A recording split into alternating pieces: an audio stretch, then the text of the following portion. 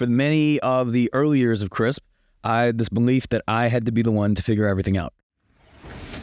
So I had to be able to figure out how we were going to solve every single challenge that we would experience, any obstacle that I would encounter. If I didn't know how to do it, that I had to figure out how to do it. I had to learn, I had to develop my skills in that area, even areas that were not in my strengths. I just had to figure it out. And what I've realized over time is that that's a very limiting belief, and that's a very limiting perspective, because where that starts to really affect you is that there's going to be things that you're not going to be willing to do, or a vision that it's not going to be as big if you have to know how to do it, because you're going to limit yourself based on what you know how to do. And if it's going to, if you're going to pursue something that you don't know how to do, then that's going to come with all sorts of obstacles, where instead the approach is very much around the fact that I do not have to be the one to figure it out.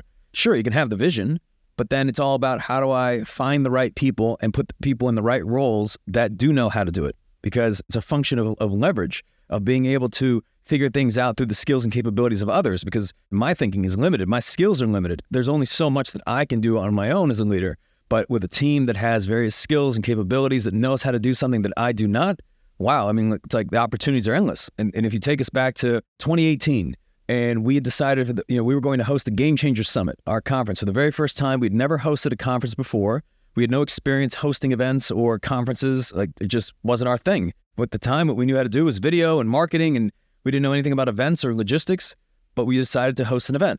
Now, at that point, I could have underwent event education of like how to host an event, how to put one together, all the logistical aspects, what audio and visual to do, what about catering, how to negotiate vendor contracts, etc. I mean, sure, I could have done that, but maybe the conference wouldn't happen then, and then we'd be trying to execute on something that just wasn't in our wheelhouse. Instead, we found an incredible director of events, Christy, who's with us to this day and has helped us do all of the conferences and so many of our workshops, and even the CRISP HQ, like our corporate training center.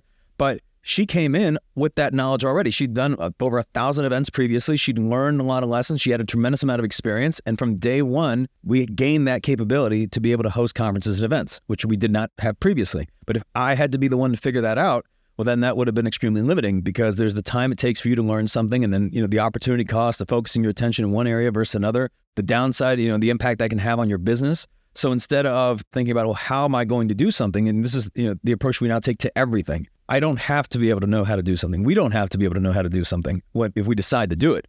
It's more about, do we have the ability and the capability to attract the right people into the organization that do know how to do it?